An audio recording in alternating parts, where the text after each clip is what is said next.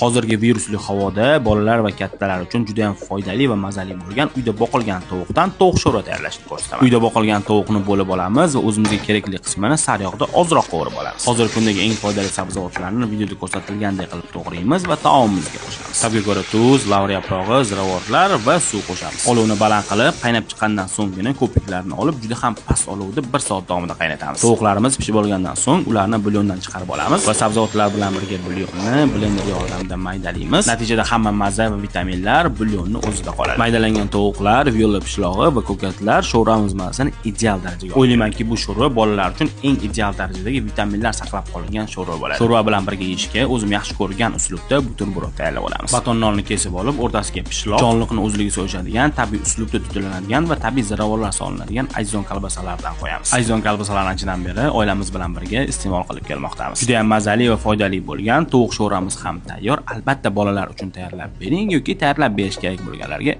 jo'natib qo'ying. Juda mazali.